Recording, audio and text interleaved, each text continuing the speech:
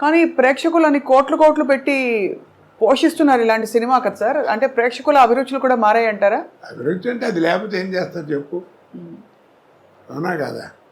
ఇప్పుడు జబర్దస్త్ అని ఏదో ప్రోగ్రాం వస్తుంది, పిల్లలకు టీవీ పెట్టారనుకో అదే వస్తుంది, అది లేకపోతే ఇంకోటి తెలియదు వాళ్ళకి, అదే కామెడీ అనుకుంటున్నారు వాళ్ళు. అది విషయం, అది వాళ్ళ తప్పు కాదు, చూపించే వాళ్ళది కూడా కొంత తప్పు ఉంటుంది. మీకు కొంత అంటే బాగా అనిపించేవా సార్ అలాంటి కామెడీలు? అందుకే వాటిని కామెడీ అన్నారండి, హాస్యం అని ఎవరు అన్నారు కదా. హాస్యం అనేది వేరు వేరు, అవును. ఇది కామెడీ. హాస్యానికి కామెడీకి తేడా ఏమిటి అన్నారు.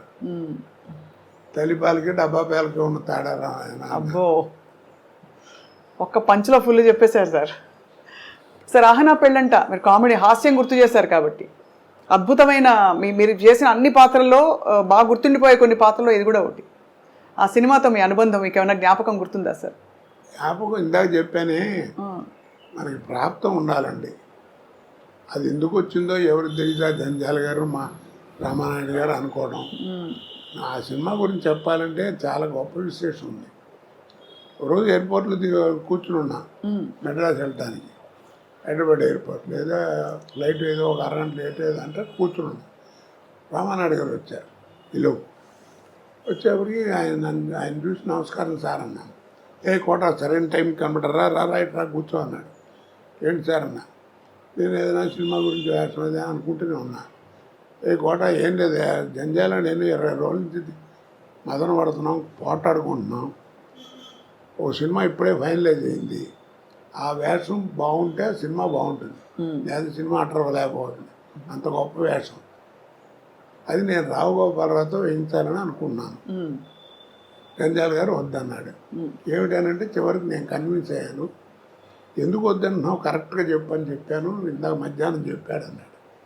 ఏంటన్నాడు, గోపాలరావు నువ్వు ఎంత అగ్లీగా తయారు చేసినా ఆయన మొహం రిచ్గానే కనపడుతుందండి, ఆ కలరు అది ఆ వ్యవహారం, అది చూడంగానే నికృష్లా కనపడే ఫేస్ కావాలి, అది ఆయనతో కాదు, నా మాట వినండి, నేను కోటతో ఇస్తాను అన్నాడు. అయ్యో, ఆ ఫేస్లో ఆ వాల్యూ ఉండాలి, అది నటుడి యొక్క లక్షణం, అది కనపడాలి అని అన్నాడు.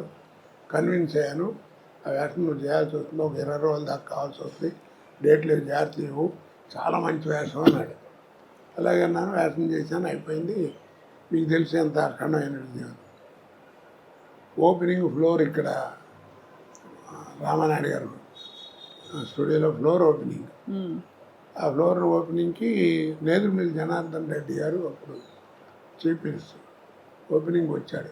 రిబ్బన్ కత్తిరించబోతుంటే నాయుడు గారు ఒక్క నిమిషం ఆగించారని, ఏ కోటాకు ఉన్నాడు పిలవండి అన్నాడు. ఏంటి నన్ను పిలుస్తున్నాడు, నేను వెళ్ళి ఉంచున్నాను. వీడి సినిమాలు చూస్తుంటాను, వీడి తంతు ఉంటాడు, ఇంకోటి ఉన్నాడే వాడు, వీళ్ళిద్దరు కామెడీ భలే ఉంటుందని సరదాగా మాట్లాడాడు. సరే ఈ లోపల టైం మొత్తం పోతుంది, ముహూర్తం కట్ చేశారు, అయిపోయింది. నేను అన్నాను, ఏంటి సార్ అక్కడే ఉన్నారు మినిస్టర్ గారు చీఫ్, ఏంటి సార్ నన్ను పిలిచారు అన్నాడు. మర్చిపోయానని చెప్పడం, ఈ ఫ్లోర్ వీడిదేనండి అన్నాడు నాయుడు గారు. అదేమిటి అన్నాడు. ఏం లేదండి, 32 లక్షల్లో సినిమా తీశాను, ఈ సినిమా అహనా పెళ్ళంట, మీరు నమ్మరు, ఆ 32 లక్షలు కాకుండా 1,80,00,000 నాకు కలెక్ట్ చేసింది ఆ సినిమా అన్నాడు. అబ్బాబ్బాబ్బా, ఆ రోజుల్లో 1.5 crore అంటే ఇప్పుడు ఎంత ప్రాఫిట్ చూడండి. అవును, ఆడపేరండి ఈ ఫ్లోర్కి అన్నాడు.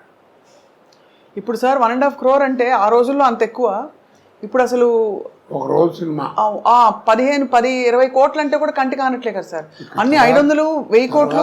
ఇప్పుడు రామారావు ఎంత తీసుకున్నాడు ఎవడు తెలియదు, కృష్ణగారు ఎంత తీసుకున్నాడు తెలియదు, సోమబాబు ఎంత తీసుకున్నాడు తెలియదు, ఎంత పెట్టి సినిమా తీశారో తెలియదు. నాయుడు గారు వాళ్ళందరూ కూడా ఎప్పుడైనా చెప్తే మ్యాక్సిమం ఇది భారీ వర్ణ చిత్రం అని చెప్పేవారు, అంతే. అంతేగాని ఇంత అయింది ఇదేం చెప్పేవారు కాదు. అది కాదు కదా, సినిమా ఓపెనింగే మైక్ పట్టుకుని ప్రొడ్యూసరే చెప్తుండే, ఇది 400 కోట్లు అవుతుందండి, ఒక 5-6 కోట్లు ఎక్కువైనా నేను భరిస్తాను, చాలా మంచి సబ్జెక్ట్ అది ఇది. ఆ లెక్కలు ఎవడికి చెప్పుకోవాలి, ఇన్కమ్ ట్యాక్స్ కూడా చెప్పుకోవాలి, మనకెందుకు. ఇందాక చెప్పానే, సినిమా చూసేవాడికి నువ్వు ఎంతలో తీసేవాడు ఎవడికి కావాలి, సినిమా బాగుందా లేదా. ఇప్పుడు చిన్న సినిమా 4 కోట్లు తీసిన సినిమా 40 కోట్లు వసూలు చేస్తుంది, దానికి ఏమంటా నువ్వు, ఏమండి? కరెక్టే సార్. కాబట్టి అలా చేయకూడదు. నువ్వు చెప్పుకోవడం సినిమా అవసరం అయిందండి, సబ్జెక్ట్ కావాలి అందుకని రిచ్గా తీశాను, అది వేరు. ఉమ్. భారీ వర్ణ చిత్రం అని చెప్పడం వేరు, ఇలా చెప్పడం వేరు కదా. అవునవును. అది